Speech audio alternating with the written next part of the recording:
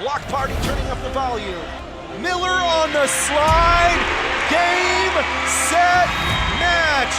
Spectacular crowd inside Mackey Arena. Purdue builds a huge lead. It's all! The hammer! Purdue is going to beat Tennessee here at the Broadway Block Party. It is down. History for Dave Shondell. The all-time wins leader at Purdue.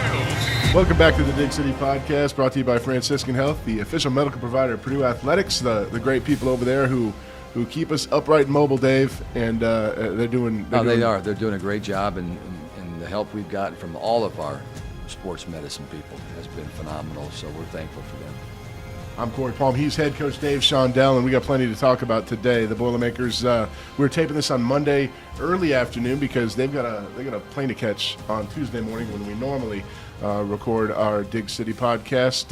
Heading out to the West Coast, and we'll talk plenty about UCLA and USC and that trip and plans and everything that goes into a 2,600-mile journey or whatever it is to the City of Angels.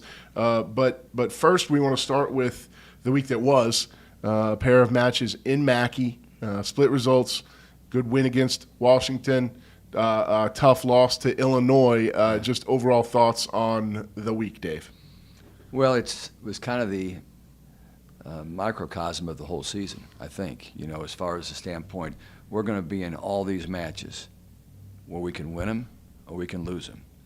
You take Nebraska out of the formula, and Washington and Wisconsin starting to play very well. Minnesota is a really good team. Penn State is trying to recover after losing, one of the best setters that Penn State has ever had. But everyone else is kind of in the same pot.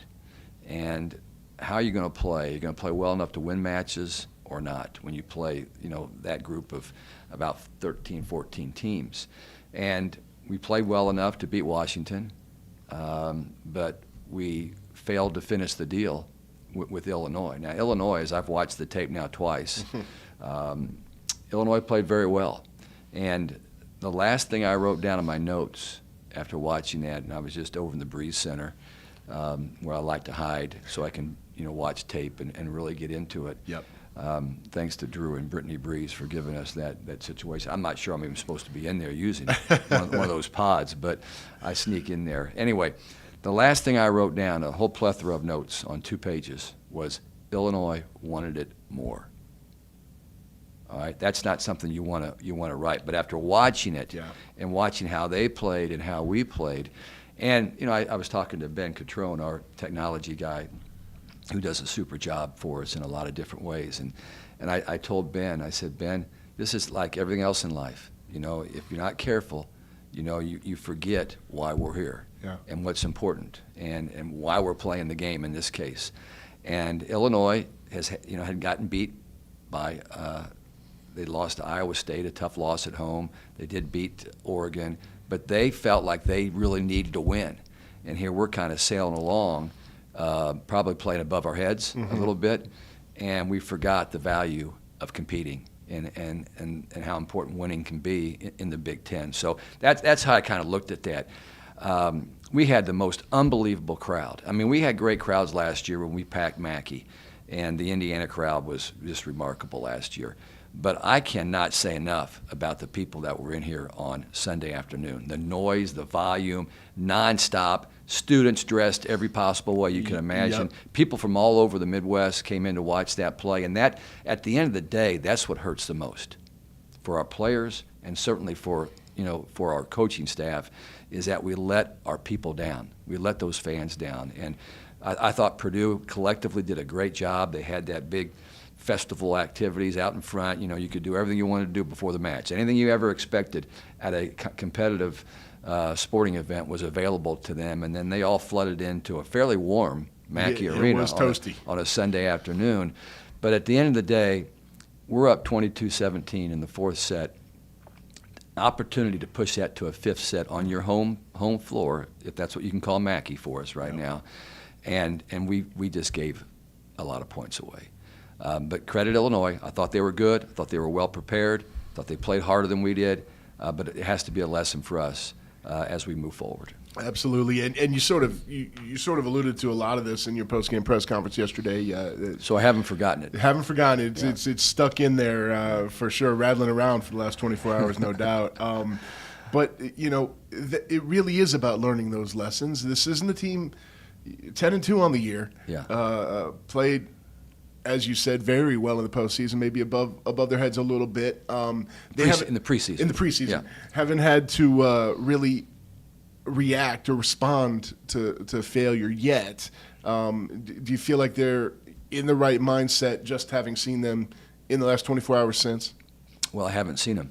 True. So I've been sending some information out to them in a group me and sent some text messages out. Again, we weren't bad. We had some really good performances. Illinois is a team that I think is going to make the NCAA tournament. We weren't playing chop liver. But there's some things we can improve on. That's why we play the game. That's why we go back in the gym and practice. That's why we're having intercollegiate athletics. It's a way of helping people understand how you get better through work and failure and success and all those types of things. So I think our players were as disappointed as I was. I don't think there's any doubt about that. We've got some great competitive people. They enjoy what they're doing. They have a lot of fun. But they're competitive enough that they're not happy about a loss to a big rival. I mean, Illinois is one of our 3 largest rivals that we have here at Purdue University, just about 2 hours away over in Champaign. And they came in and just played harder than we did and played better than we did to win that match, even though statistically we outblocked them 14-7. We out-hit them by 10%. Yep. We out-dug them by a couple. But again, outscored them on the match. Sometimes, but yeah, because you outscored them and you beat them 25-12 in one set, that can sway the stats a little bit, okay? Because the rest of the time they pretty much outplayed us. So, but the good news is, we get to see Illinois again. We play them over in Huff Hall not that long from now. I mean, it's in this stretch of 6 out of 7 on the road. One of those is going to be at Illinois. Maybe the last one we play on the road, I think, is back over in Huff Hall. So we'll get another shot at I thought a well-coached team.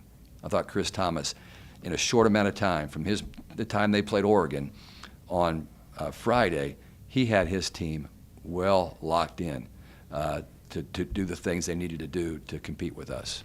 I don't want to get away from the point that you just made that I think is really, it often gets lost. College sports has become so big, so all-powerful, as an entity. People become fans, and you love your teams, and you follow the sport religiously, and it's become this behemoth. But it's, like you said, it's still college students learning life lessons, figuring out how to react to things, making mistakes and learning from them. It is still a very strange classroom, but really a classroom, and you're an instructor as much as anything. Yeah, the reason that it's a fabric of the university isn't so that we can get 90,000 people in some of these stadiums, okay?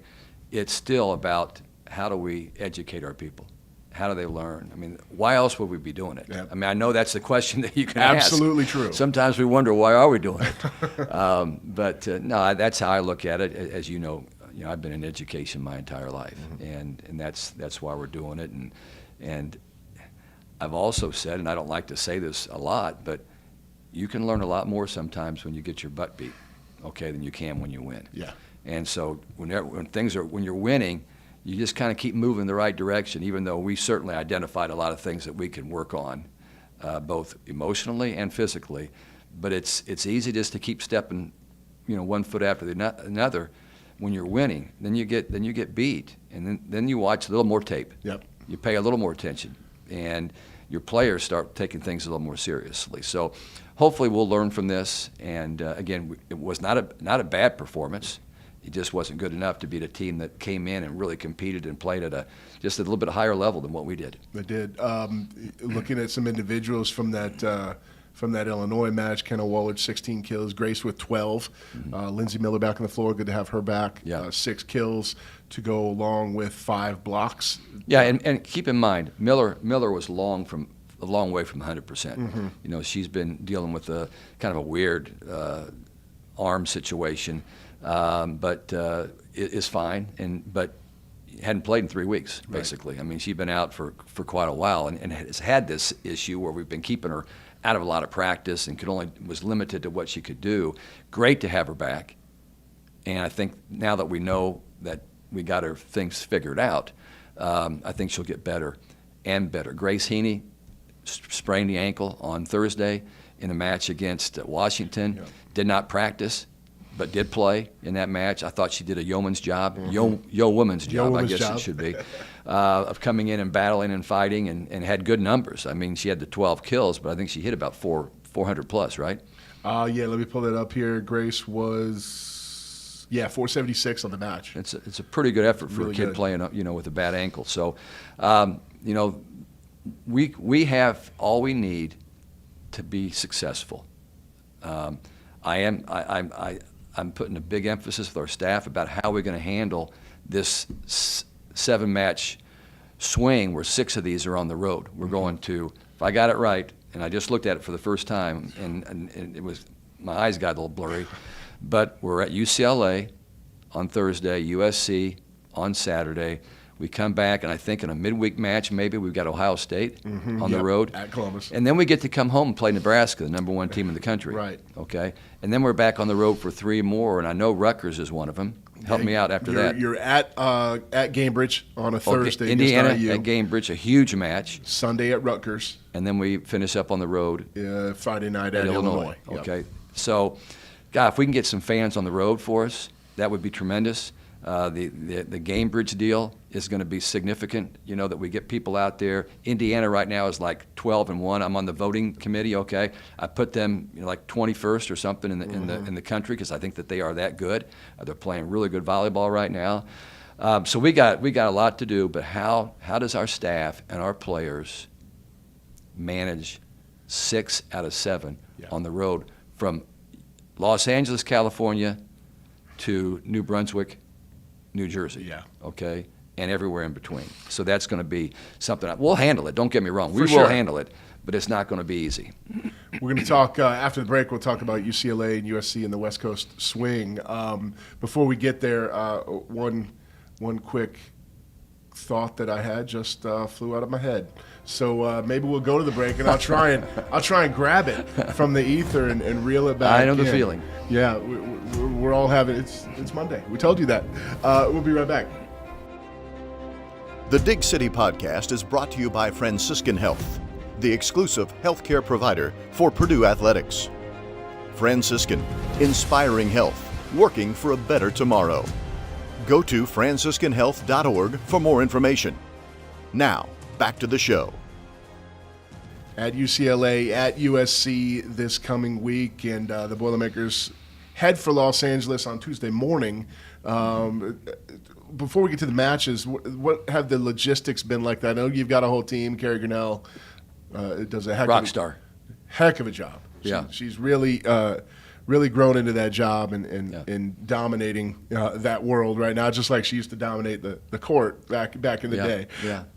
What are some of the travel headaches that you've seen her experience in this planning? Oh, I don't think there's been a lot of problems on this good. trip so far. We're trying to get a practice time tomorrow at UCLA. I don't know if we've got that secured yet, but Carrie knows what she's doing, and she stays on top of it, and she's a great communicator, and people like her, so they don't cut her off short when she's trying to get information from people. So she's done a tremendous job. I think that the director of operations role, or I guess she's a supervisor of operations. We're trying to get her to a director of operations position because she deserves it. That's such a valuable job that used to be done by an assistant coach, and then all of a sudden, travel got a lot more and logistics got a lot more, and we're so thankful that we have somebody in that position that does a great job. So. It'll be quite a trip, but it'll be a good trip. We're going to Los Angeles, right? Sunny Southern California, so we got nothing to complain about. The only problem is we're playing 2 teams that are getting hot right now, and UCLA I think won both matches this past weekend, including going into Rec Hall at Penn State and beating the Nittany Lions.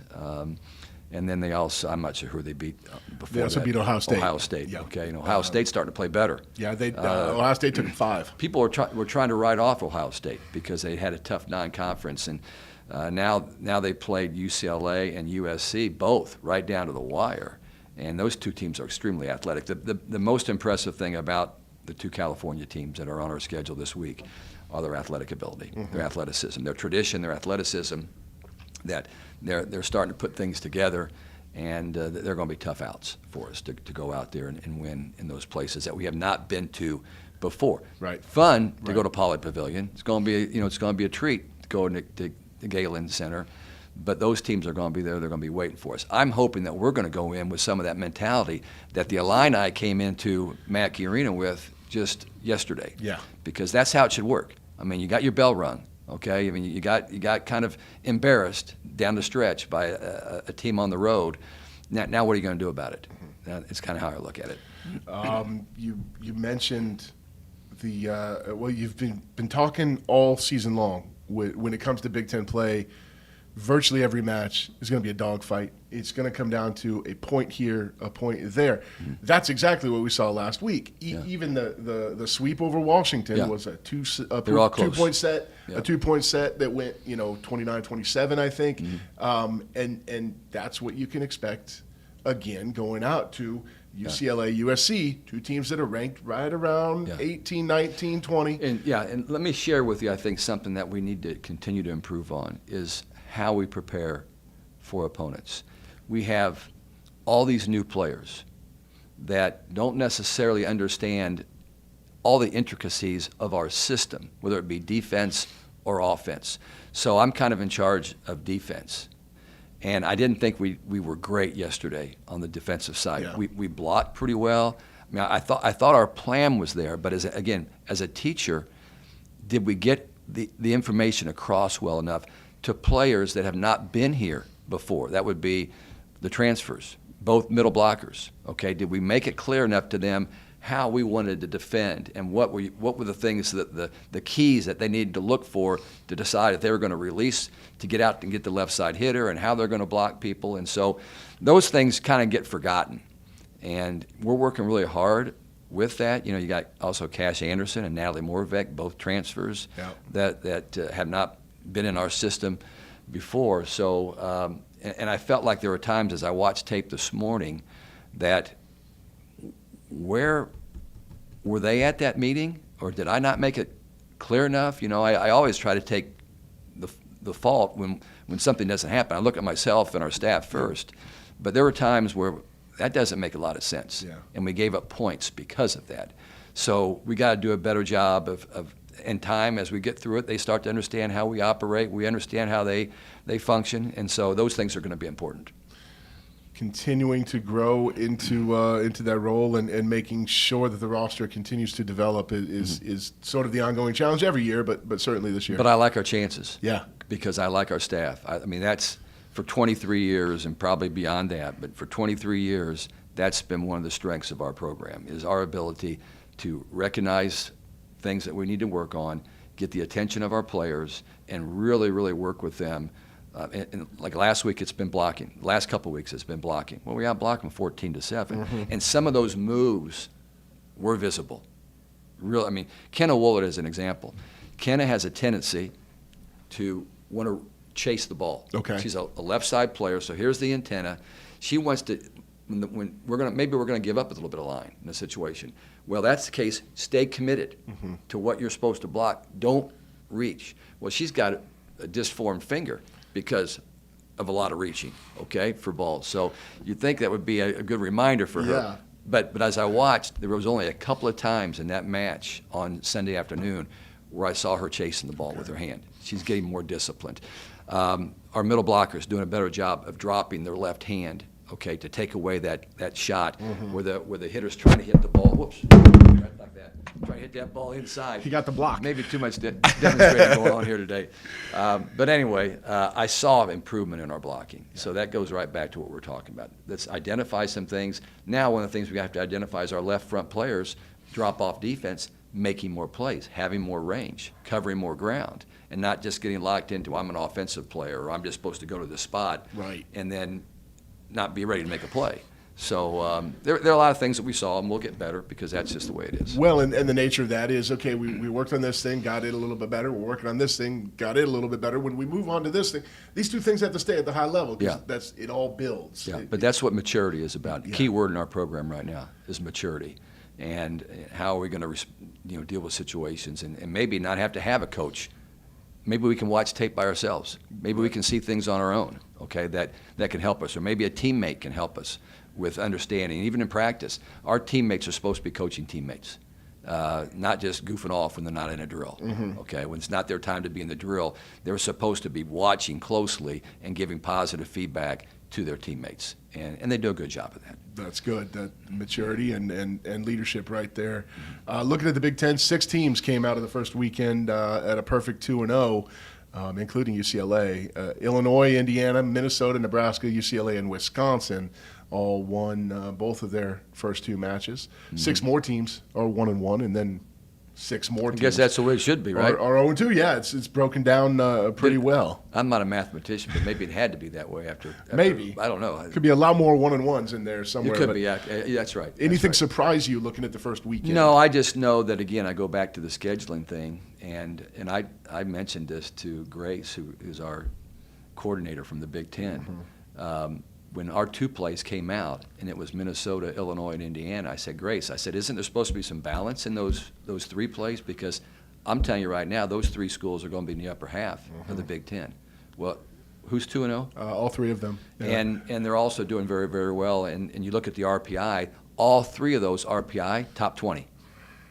So I don't know, where the evaluation process went wrong on that. But again, from an RPI standpoint, that helps us. We're playing teams that are winning. So if we just take care of our business and not worry about things we can't control, then we'll be fine. But those are going to be three teams that are going to be hard to beat, whether they're at home or on the road. And but if we can't beat them, we don't deserve to be in the NCAA tournament. For sure. Go out and play, and if you win, then you're fine. If not, then you don't deserve it. There you go. Pretty cut and dry. Nationally, any big surprises this weekend? I got to be honest, I didn't pay that much attention. Well, there are a lot of teams that got beat. Yeah. As I mentioned, I'm one of 60 coaches on the voting committee. I think it's 60. Seems like a lot, but I bet half the teams got beat in the top 25. So it wasn't just Purdue. Yeah. A lot of times, fans that love their institution, they think that they're the only team that might win or might get beat. But no, there's a lot of other teams that are winning and losing out there, and that was definitely the case. This week in our league, Penn State got beat, Baylor got beat, Florida got beat. Florida got beat by Mississippi State. Our guy Michael Burrill. Yeah. Michael Burrill, who's the assistant down at former coach here, now down at Mississippi State. They went into Florida and beat the Gators in 5. That's big time. So they were picked to finish last in the league, and Florida, I think, was picked maybe 2nd or 3rd, great win for Mississippi State. Now they turned around and got beat the next night by Auburn 3-0, but still a great start. I think they've only lost 1 match, Mississippi State. So Florida gets beat. A lot of, just trust me, a lot of teams got beat. Because there's, again, not just in our league is there a lot of balance. There's a lot of balance across the country. Yeah, SMU lost to Pitt, and a lot of balance across the country. You get TCU losing to Baylor. Yeah. It's also the first weekend of conference play. I look at TCU, who was ranked ahead of us, losing to Baylor, who was ranked, in the top 25, but toward the bottom. Very similar to what happened to us in here, where we just didn't get the job done. Yep. Well, a whole nother great thing about college sports, you get another week to go out there and get the job done again. Yeah, if your mind functions properly, you can kind of move past it, okay, and get ready for what's next. It takes time sometimes if you're really a competitive individual or your team is very competitive, but you've got to move on. Yeah. And clearly, I think with the opportunity to get on a plane tomorrow and charter out to Los Angeles, I think that we'll move past that one and be ready to play the 2 really good teams. I know one thing we've seen a lot with Purdue teams starting to go out to the West Coast is there's a large contingent of West Coast Boilers out there. Yep. There's plenty of Purdue alums that live in the Los Angeles area. Get to let's make sure we get you guys out there. I mean, I've got some people I've already got some passes for out there, but there'll be plenty of seats in those venues. Yep. They don't pack the venues out there like we do here. Yeah. So that we can make an impact with some Purdue fans coming out there. And we can get 100, 150 Purdue people out there. They can balance the scale a little bit. For sure. Get out there, be rowdy, make it Holloway West, and cheer on your teams. Coach, we'll leave it there for now and let you get back to your video cave. Well, I appreciate you finding some time for me on a Monday, sneaking things in. And again, in conclusion, I just want to say thank you to our fans.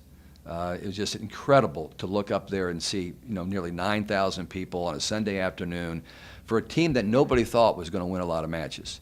But our fans are making a huge difference. Our block party is the best I think I've ever seen right now. I mean, it's louder, it's more creative, it's energetic, and I just want all those people to know, despite the fact we didn't close the deal, that those fans remain so valuable to us, and we'll be forever grateful, okay, for our people. Good luck this week, Coach. Boiler up. Boiler up.